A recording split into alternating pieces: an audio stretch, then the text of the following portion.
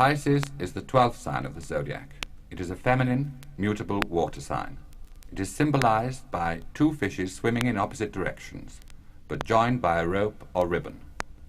The ancients thought that Pisces was ruled by Jupiter, but modern astrologers are of the opinion that Neptune is its ruling planet. I often get the feeling that people groan inwardly when I say that I'm a Piscean. Why do you think this is? It's probably because they have encountered Pisceans before and have had to help them sort out their lives. Yours is the last sign of the zodiac, and, in many ways, the least worldly, and is anything but down to earth. Pisceans have a reputation for being unable to deal with necessities. But usually you are so charming and helpless about it that others are easily persuaded to shoulder some of your burdens. Often you are not really aware of just how much they are taking on. Well, I freely admit that I'm not the most practical person in the world. At the same time, I feel that many people fail to see that there is a lot more to life than coping efficiently with everyday problems. I've always been puzzled by our symbol. You see, I think that it's our feelings that matter to us most of all. But fish are cold-blooded creatures, aren't they? And I thought that cold-blooded meant having no feelings. That's a common misunderstanding of the phrase cold-blooded. In fact, it simply means that the body temperature is not constant like ours, but varies according to the temperature of the surroundings. And as far as Pisceans are concerned, your fishy symbol is not so much a red herring as it seems. You do, in fact, adapt to different surroundings easily, and you do seem to let your environment or your companions colour your moods to a remarkable degree. But let's look at your symbol more closely. Two fish, linked to each other by a ribbon. This represents the duality of your nature, the id and the ego in psychiatrist terms, or the constant struggle between your high ideals and your more primitive urges. The fish are swimming in opposite directions, so clearly you find it difficult to reconcile your two selves. This duality is also borne out by the fact that many of you lead two lives, an outer life and a much deeper and more complicated inner life. And all of you tend to hide at least some of your virtues and your vices. So rule 1, don't try to sum up a Piscean on first acquaintance. But I don't really understand why it is that so many people think that we're dishonest. I don't really believe that we're all liars. Of course you're not. Many of you wouldn't know what it is to tell a lie. But then, some of you wouldn't know what it is to tell the truth either. Most of you have great difficulty in accepting any definite reality. And you don't see things in terms of right or wrong, good or bad. To you, there are always many sides to every question, many interpretations of what others would see as simple facts, and nothing or no one is either totally black or all white, but just another shade of grey. You will make excuses for someone whom the rest of the world would write off as a villain, and yet perceive subtle flaws in what others would regard as perfection. But that doesn't mean that we're untruthful. No, but you would say one thing today and a completely different thing tomorrow, believing both statements to be but part of the total answer. And those listening to you could be forgiven for coming to the conclusion that you are either devious or unreliable. I must admit that I find it almost impossible to be specific about anything. And I do get upset when people try to pin me down. I think that the more precise you try to be, the further you get away from the truth about anything. So, rule 2. Don't expect a yes or no answer from a Piscean.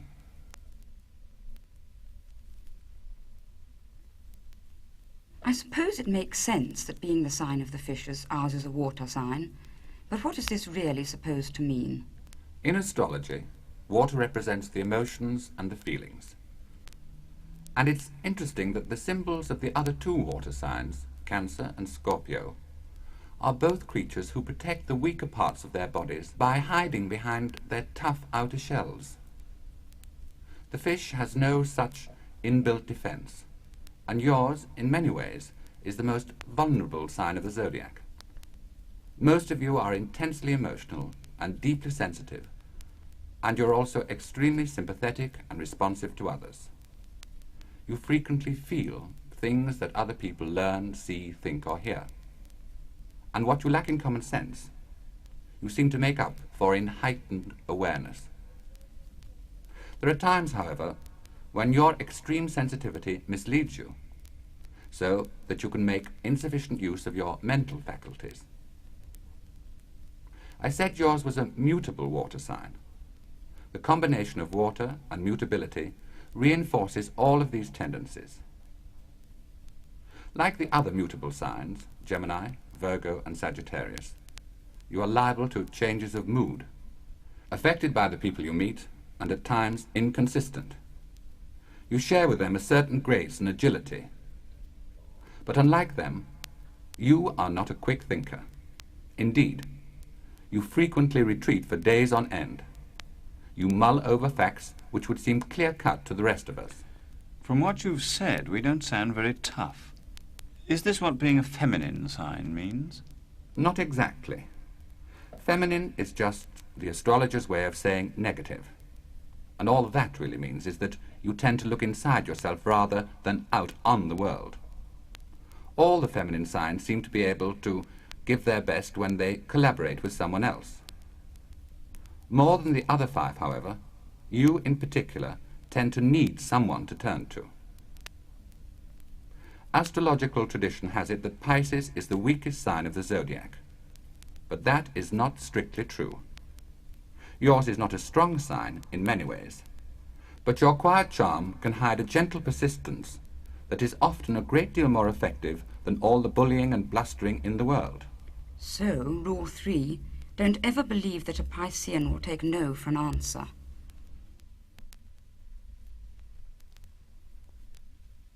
All the same, from what you've said, we don't sound like typical he-men, do we? No, you don't, and you aren't. But when you consider the whole thing, would you want to be? There is still a great deal of pressure during childhood and adolescence for boys to turn into miniature John Waynes and girls to become little princesses.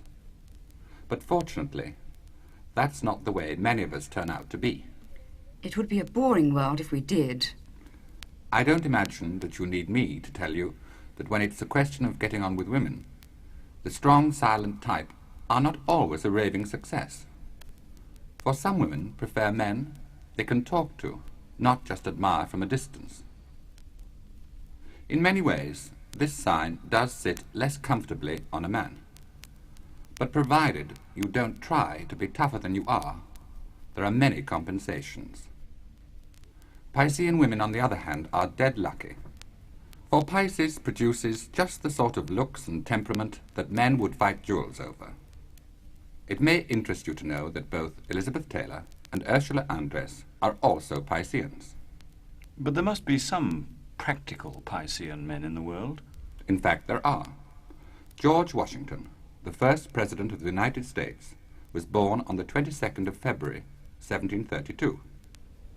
And there are 3 important figures in present-day politics who were born under your sign. Senator Edward Kennedy, Reginald Maudling, our present Home Secretary, and Harold Wilson, now leader of the opposition. All are Pisceans. A lot of people tend to assume that mild manners go with a soft brain, and are taken in by your quiet modesty, rarely appreciating that it can hide minds and abilities that are out of the ordinary. Albert Einstein was perhaps the most brilliant scientist of this century. He furthered man's understanding of the place of this world in relation to the universe as a whole with his theory of relativity. He was also a Piscean. Well, it follows that Rule 4 must be never take a Piscean at face value.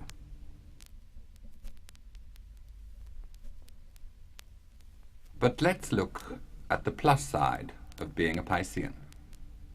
Your sensitivity may be a bit of a drawback when it comes to dealing with ordinary, everyday practicalities. But it has given many writers, painters, actors and composers the creative ability that makes a master. Handel, Chopin, Rossini, Ravel and Rimsky-Korsakov all of them outstanding composers, were Pisceans. And wasn't Renoir, the French artist who painted all those curvaceous, soft-eyed women? Yes, his birthday was the 25th of February. The list of actors and film stars born under Pisces is formidable. Somehow the duality of your sign and the vague, intangible nature of Neptune, your ruling planet, seems to give many of you the ability to change your character and even your personality at will. Well, this is exactly what an actor does for his living. And what about Dame Ellen Terry? I suppose that she must be one of the most distinguished actresses Britain ever produced. And of course, she too was a Piscean. Then there is the question of your feet. Whatever do you mean, our feet? Well, each sign of the zodiac is said to govern a part of the body. Aries is associated with the head, Taurus with the neck and throat, and so on down to the feet, which are governed by Pisces. Many Pisceans have very graceful or agile feet, and two of the most famous ballet dancers of all time were born under your sign. Václav Nijinsky was born on the 28th of February. He was responsible, along with the brilliant impresario Diaghilev, another Piscean, for the flowering of the ballet in the period immediately preceding the First World War. Rudolf Nureyev, whose birthday is the 17th of March, has certainly brought outstanding flair to British ballet since he arrived in this country. I have occasionally heard Pisces referred to as the sign of the poet, and you've just told us that many creative artists are Pisceans, but that can't be all that it means. No, it isn't. What astrologers mean when they call Pisces the sign of the poet is that it is the sign of the dreamer, the unmaterialistic man. To grasp fully what Pisces is about, it is essential to consider its place in the great wheel of the zodiac. It is the last of the 12 signs, and its position is in fact the key to understanding this admittedly puzzling sign. As there are 12 signs of the zodiac, so there are 12 houses of the horoscope, each one symbolizing a stage in human development. Now Pisces, being the 12th, represents not only secrets and restrictions, but also whatever is hidden from the world, such as the intuition, the intangible, and the stage that lies beyond physical death. It is thought of as an impractical sign because, in a sense, you leave the other 11 signs to deal with the more basic facts of life, while you are concerned with the less easily definable, but no less important questions, such as the meaning of existence and the relationship between mankind and eternity. It is perhaps significant that both the first man and the first woman to go literally out of this world into space, Yuri Gagarin and Valentina Tereshkova, were both Pisceans. Many Pisceans are drawn to religion and spend their lives trying to teach others, or show them by example, that there is more to life than self-assertion, self-fulfillment, and self-gratification, or to persuade the rest of us that even when man accepts his responsibility for mankind as a whole, that life does not start and end here on this earth. St. Francis of Assisi must have been a Piscean. I believe he was, for he regarded not only all other human beings, but also the birds, animals, and all growing things as his brothers and sisters. He was utterly devoted to the task of revealing the futility of material possessions to his fellow men. He also underwent considerable personal sacrifices and even degradation to demonstrate his beliefs. One doesn't hear of many Pisceans who make this sort of sacrifice.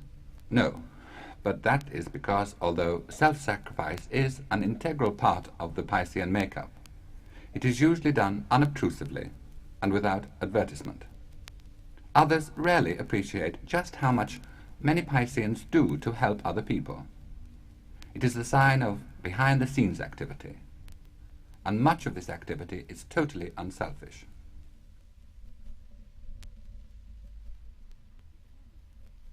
I keep hearing people talking about the dawning of the age of Aquarius.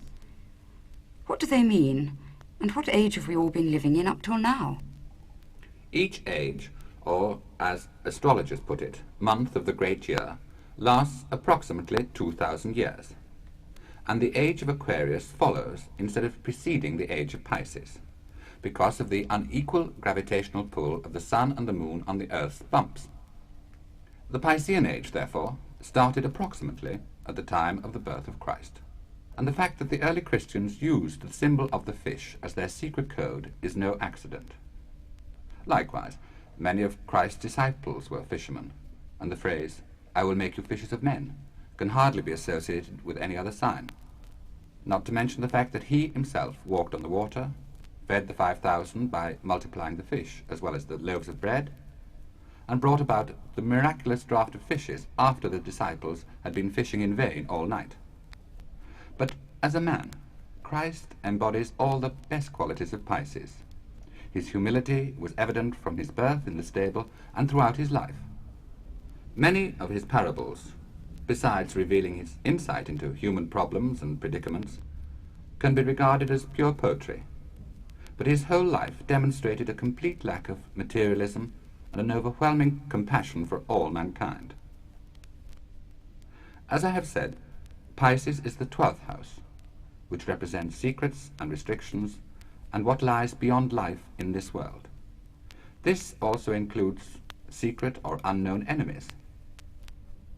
There is surely a close parallel between the 12th house and Christ's agony in the garden and everything that followed it.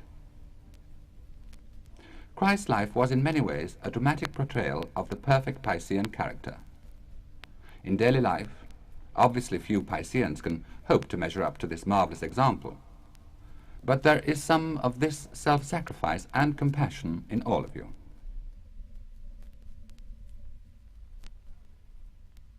Nowadays, sentiment and emotion are frowned upon. It seems to me that they're the most important things in life. Why doesn't everyone see this? Yours is not only a water sign, but also the very last one. Unlike Cancer or Scorpio, you neither dramatize nor exploit emotional situations. What is certain is that your emotions can run away with you, and you can lose touch with reality in the process. There is a law in astrology, which is that if you want to grasp the essence of any sign, examine its opposite. For each sign seems to illustrate not only the least attractive qualities of the one opposing it, but also the areas in which it is deficient. Now yours is Virgo. I know, and it's a continual battle, because I don't understand their logic, and they don't understand the depth of my emotions. Exactly. But before we discuss the other signs of the zodiac, let's come to terms with the similarities between Pisces and Virgo. Both signs produce people who are dedicated to the service of others in some way. But while Virgoans are immensely practical about it, you tend to be rather more spiritual in your approach. Unlike Virgo, you do not deal in reasoned answers. What you offer is solace and understanding. And if you would both stop thinking of each other as opposition signs, but regard each other as complementary signs instead, you could pool your magnificent resources. But they always want to have the last word. Are you sure that you always let them have it?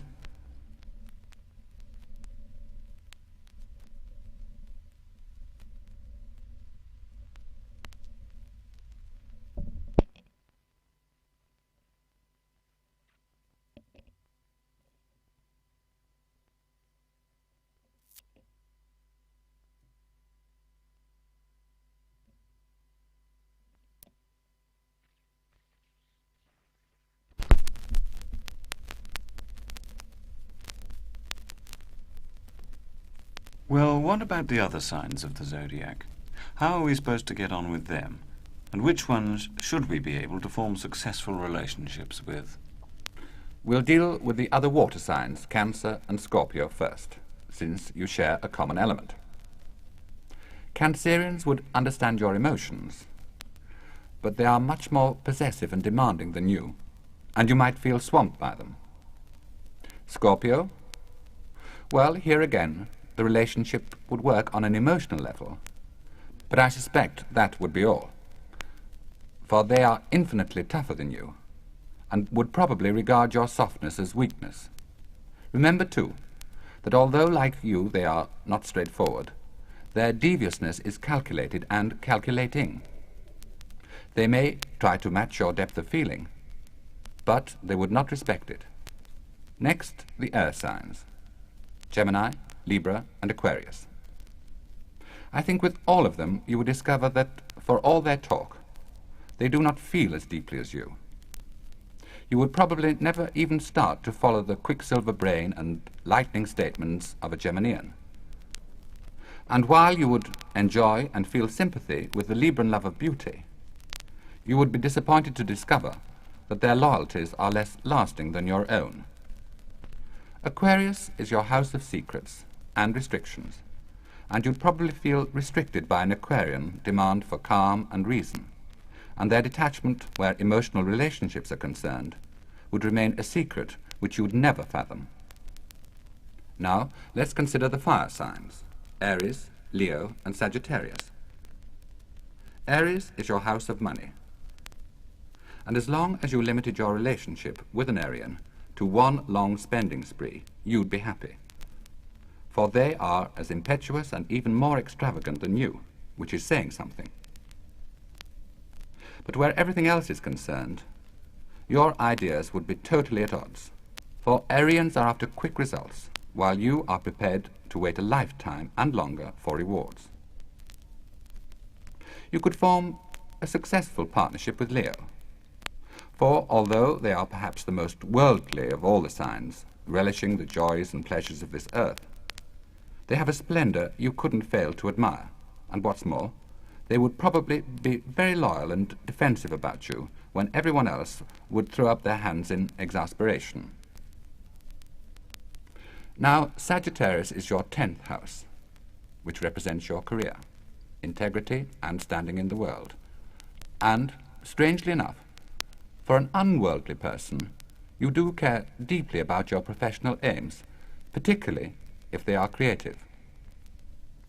A Sagittarian would not only respect this, but you could well find that they show greater sympathy with your dreams and your hopes than any other sign. You would also delight in each other's sense of humor, and this can be a powerful bond. Lastly, the earth signs: Taurus, Virgo, and Capricorn. We've already discussed Virgo, but what about the others? Although Taurus is said to be the most materialistic of all the signs of the zodiac, Taurians are extremely patient and very practical. So, provided that both of you could see the relationship as a balance, you could bring something to each other. Only never expect a Taurian to mirror your ideals. Capricorn is your house of friends, and perhaps you need someone as determined and as steady as a Capricorn for a friend. However, Capricorn is ruled by Saturn, the coldest of the planets, and I suspect that their ambition and desire for success here and now would leave you cold. Nonetheless, if anyone is likely to help you cope with the down-to-earth problems, it is the resolute Capricorn. If you are looking for a soulmate, then find another Piscean. Now, what about 1971, please? Will it be any better than 1970? What you make of it is completely up to you, provided, of course, that you're prepared to accept responsibility for your own actions, for you have a tendency to see yourself as a victim of circumstances, and also to make this an excuse for disappointments and failures. The most important astrological fact, as far as Pisceans are concerned, is the movement of your ruling planet Neptune into Sagittarius, the sign which represents, as I said, your career, your integrity, and your standing or reputation in the world.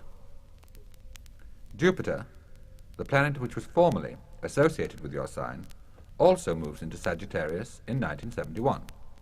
Now this is a fairly sensational combination of planets, which could either take you further than you have ever been before, or off into unsubstantiated flights of fancy about your career. Neptune is a very peculiar planet. It is essential that you channel its influence, which is extremely powerful where Pisceans are concerned. For, as well as inspiring you and heightening your already acute powers of perception, it can have a confusing and upsetting effect on your mind and feelings. Neptune should fill you with ideas and aims which are out of this world. but putting them into effect may take all the determination you can muster and more. Jupiter is generally regarded as the great benefactor of the zodiac, for it is a freewheeling planet of opportunity and development. Simultaneously, however, Jupiter can provoke recklessness and extremism. Its effects will, of course, be reinforced in 1971, since it will be in Sagittarius, its own sign, after an absence of getting on for 12 years. Thus you will have all the professional insight and opportunities you could wish for. But you will have to make very positive use of them. You will have to do things you talk about. Finish the things you start, if you want others to take you seriously. You are usually fairly nonchalant about personal success. But remember that failure would not only discredit you, but also the ideas and the ideals that are so important to you. 1971 is the year when you not only could, but should, make the world a showcase for your talents.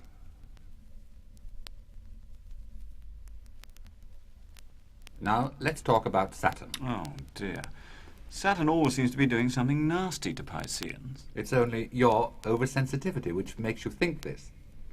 I know that Saturn was in Taurus in 1970, and that Taurus is the sign which represents our relatives. And how did you get on with them? Well, I didn't. So, you won't be surprised if the situation doesn't change in the first half of 1971, while Saturn remains in Taurus. For the past couple of years, you have experienced difficulty in communicating with others, especially those who should be near and dear to you. You probably felt that they had no sympathy with your plans and hopes, and they have, if anything, grown increasingly stubborn and more practical, waiting for you to see reason Theirs. and come down to earth. But if you can make use of the fabulous Neptune-Jupiter combination in Sagittarius to put your professional plans into practice, then you can only go up in their estimation. I see. But when will we be able to get on with our relatives? You'll be pleased to learn that Saturn moves out of Taurus into Gemini on the 19th of June. But if it's inevitable that Saturn creates problems wherever it goes, isn't it going to cause trouble in Gemini as well? It seems to me that you haven't really understood the nature of the planet Saturn. It is as much the great builder as it is the great undoer. In fact, it only draws attention to those areas of your life which you need to take more seriously. And in Gemini, this will be your home. In what way are we going to take our home more seriously, then? You are so used to trying to achieve your aims without much encouragement from your family that it is quite possible that you've accepted this situation as a fact of life. However, it shouldn't be. It's up to you to deal with this by explaining to your family that you must be free to fulfill the demands of your career and that their support is essential. You, in turn, will have to accept more readily your family responsibilities.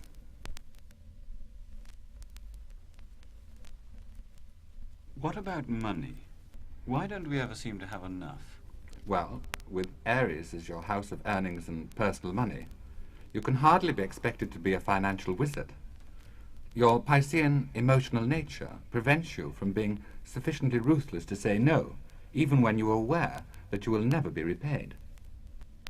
Your own finances are not badly aspected by the planets in 1971, and with the career opportunities which I have already mentioned, your earning capacity should increase. But because the planet Uranus is in the sign of Libra, your house of joint money, your financial arrangements with other people are another matter altogether. Uranus. Isn't that the unpredictable one? Exactly. And any financial dealings that you have with other people are unlikely to produce profits. The problems will seem worse between the 18th of January and June the 17th, when financial security may appear to be beyond your reach. The rule where Uranus is concerned is, hang on to what you've got and be wary of even the most apparently straightforward propositions. Just be patient and don't make your own lack of materialism an excuse for irresponsible actions. If, on the other hand, you are counting on financial aid for a business venture or relying on an investment to pay off, don't expect things to be any better in 1971 than they were in 1970. For Uranus has been in Libra for about 2 years, and it is most likely that you have had to put up with financial setbacks and unpleasant surprises throughout that time.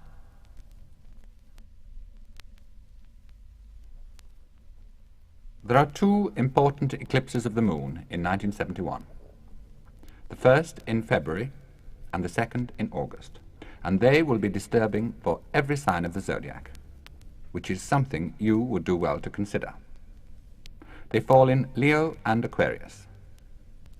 Now Leo represents your house of work and health, while Aquarius is that strange 12th house of secrets, restrictions, and whatever is hidden from the world. So, during both the months I have mentioned, you would be well advised to be very selective about just how much you say and to whom you say it. Indiscretion could sour your working relationships, and the consequent strain on your nerves and emotions could endanger your health. You will also have that troublemaker, the planet Mars, in Aquarius between the 4th of May and the 7th of November. And as Mars is associated with aggression, rashness, and impulsiveness, you may be tempted to become more outspoken about your private life, and maybe your personal grudges.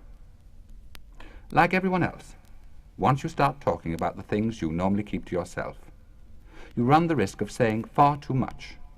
So, think more than twice before you speak.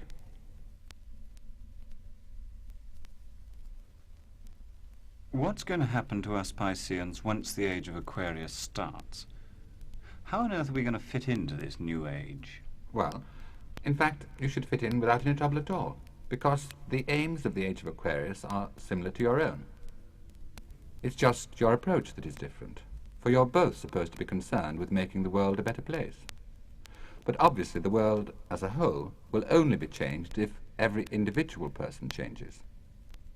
Yours is one of the most unselfish signs of the zodiac, and, as we have said, sacrifice is your stock in trade.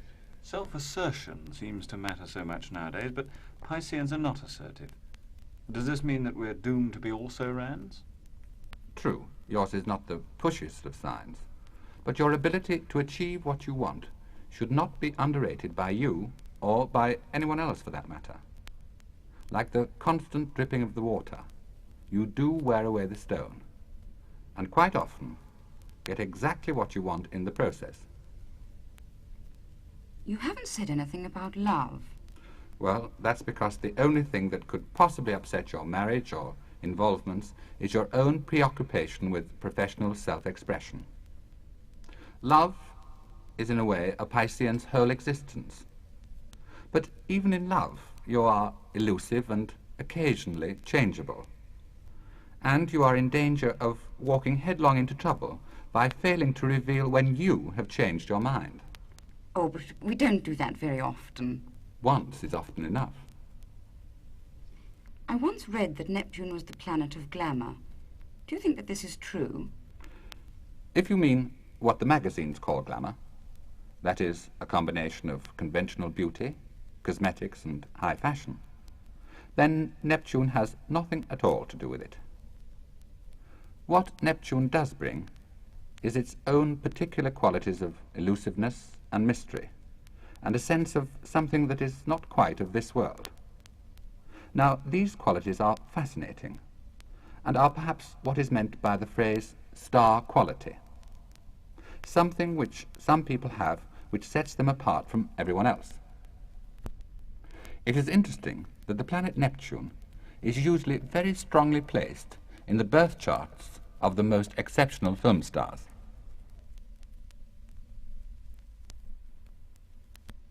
Many astrologers only state the negative and less commendable characteristics of the sign of Pisces.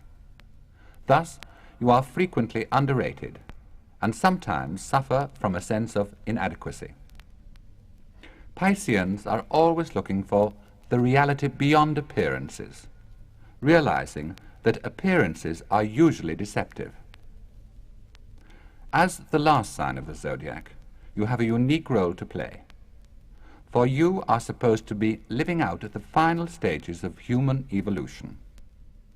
At best, yours is certainly the most sympathetic sign. And to achieve your best, you should become conscious of your particular abilities and proud of them.